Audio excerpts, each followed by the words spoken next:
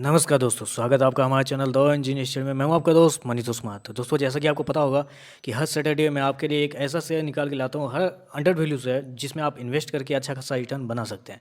तो बेसिकली ये एपिसोड 2 है, मतलब कि पहला एपिसोड में मैंने आरईसी लिमिटेड के बारे में आपको बताया था, पावर सेक्टर का एक स्टॉक जो एक बहुत ही अंडर वैल्यू दाम पे मिल रहा था। चलिए, दूसरा एपिसोड है ये। दूसरा एपिसोड में कौन सा शेयर है ये मैं आपको बता देता हूँ। तो दूसरे एपिसोड में शेयर का नाम है बेसिकली धनी है।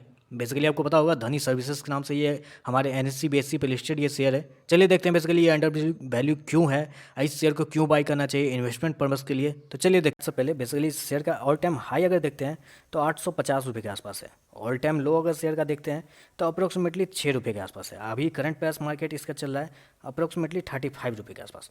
तो अगर एक हिसाब से अगर ये देखें, वन ऑफ द पैरामीटर ये है अंडर वैल्यू चेक करने का। ये बस टोटली इस पर आपको डिपेंड नहीं रहना है। बहुत सारे लोग बस यही देखते हैं कि 200 रुपये का शेयर 100 रुपये पे आ गया तो अंडर वैल्यू हो गया। नहीं, आपको पता नहीं रहता है कि शेयर जब नीचे आता है तो कहाँ पे जाकर रुकेगा। तो बहुत सारी चीज़ें आपको चेक करनी होती है, उससे आपको पता चलेगा क्या अंडर वैल्यू। मैं आपको बताता हूँ क्या क्या आपको चेक करना रहता है। तो ये 35 के आसपास चल रहा है, तो एक हिसाब से ये प्राइस मूवमेंट जो है वो कंफर्ट जोन यहाँ पे दिखा रहा है कि हाँ ये एक सही रेंज पे चल रहा है। यहाँ से चांसेस बहुत ज़्यादा कम है मतलब लॉस होने के। तो पहला पैरामीटर ये हो गया। दूसरा पैरामीटर होता है बेसिकली कंपनी का प्राइस टू बुक वैल्यू। मतलब बुक वैल्यू अगर देखें कंपनी का, बुक वैल्यू अगर देखें शेयर का, तो बुक वैल्यू जो निकलता है कंपनी का अप्रोक्सीमेटली 87 रुपीज़ के आसपास है। तो इससे ये क्लियर हो जाता है कि जब कंपनी अभी 35 के आसपास चल रही, 35 रुपीज़ के आसपास शेयर का प्राइस चल रहा है, लेकिन शेयर का प्राइस ओरिजिनली होना चाहिए था 87 के आसपास। क्यों? क्योंकि जिस प्रकार से कंपनी ने रिवेन्यू जनरेट किया है, जिस प्रकार से कंपनी ने प्रॉफिट जनरेट किया है, उस हिसाब से कंपनी का जो टेक्निकल जो प्राइस निकल के आता है वो 87 निकलता है। ऊपर से देखें तो ये भी मतलब 35 मतलब बोल सकते हैं कि अप्रोक्सीमेटली 40-60% डिस्काउंट के आसपास पे ये शेयर ऊपर से आपको मिल रहा है। तो तीसरी चीज़ ये निकल के आती है कि कंपनी का अगर बुक वैल्यू हो गया, पी देखें तो पी बहुत सस्ता है, क्योंकि कंपनी पिछले क्वार्टर में लॉस दिखाई थी, तो लॉस की वजह से कंपनी का पी जो है निगेटिव में है। अगर ईपीएस देखें तो ईपीएस भी कंपनी का निगेटिव है, क्योंकि पी निगेटिव में है तो ईपीएस भी निगेटिव में होगा। तो ये सारी चीज़ें आपको कंफर्ट दिखाती है कि आपको किसी भी तरीके से शेयर ऊपर के दामों पर नहीं मिल रहा है, शेयर एक अंडर वैल्यू दामों पर मिल रहा है।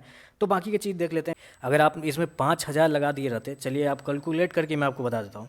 5 रुपये आपका बन गया कितना, 850 रुपये। अगर 5,000 आप लगाए रहते, 3 जीरो यहाँ लगा दीजिए तो आपका पैसा बन जाता है, यहाँ भी 3 जीरो लगा दीजिए, इकाई दाई सैकड़ा, हज़ार, 10,000, लाख, 8.5 लाख रुपया बन जाता आपका 5,000।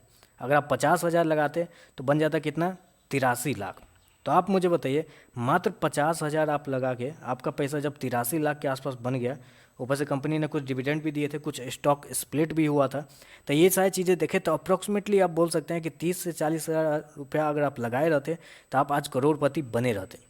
तो कहने का ये मतलब है कि देखिए, कुछ शेयरों को कुछ ऐसे दाम पे खरीदना चाहिए और उसको होल्ड करना चाहिए ताकि वो अच्छे समय पे आपको अच्छा खासा रिटर्न बना के दे। तो अगर आप मुझसे पूछेगा कि क्या इस शेयर को बाय करना चाहिए, तो मेरे हिसाब से बहुत ही कंफर्ट जोन में ये शेयर मुझे दिख रहा है। मेरे हिसाब से इस शेयर को इस रेंज पे बाय करना मेरे हिसाब से बेवकूफ़ी नहीं होगी, समझदारी ही होगी। क्योंकि ऑब्वियस है कि जब इस शेयर के अंदर आपको बता दूं मैं, एफआईआई की बिकवाली हुई है। अगर आपको याद होगा, इस शेयर के अंदर एफआईआई ने जम के बेचा है। अप्रोक्सीमेटली 25-30% के आसपास का स्टेक था एफआईआई के अंदर। आपको याद है पिछले 6 महीने से एफआईआई ने क्या जम के मतलब बिकवाली की है। तो कहाँ बेचेंगे, जो उनके पास स्टेक बचा हुआ है वही स्टेक बेचेंगे ना। तो स्टेक एफआईआई इसके अंदर था, तो उन्होंने यहाँ से भी अच्छा खासा बेचा है, तो इस वजह से शेयर का प्राइस भी गिरा है।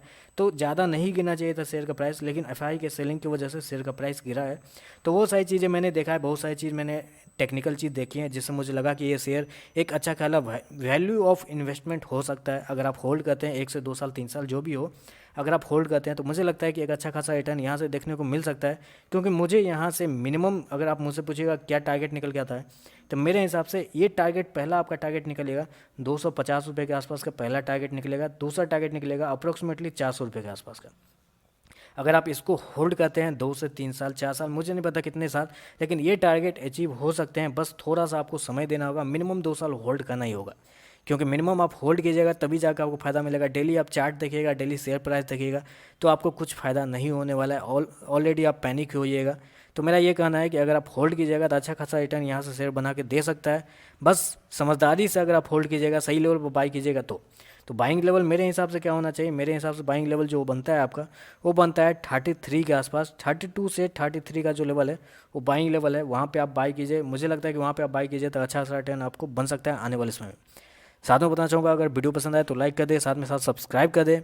आज के लिए बस इतना ही, धन्यवाद।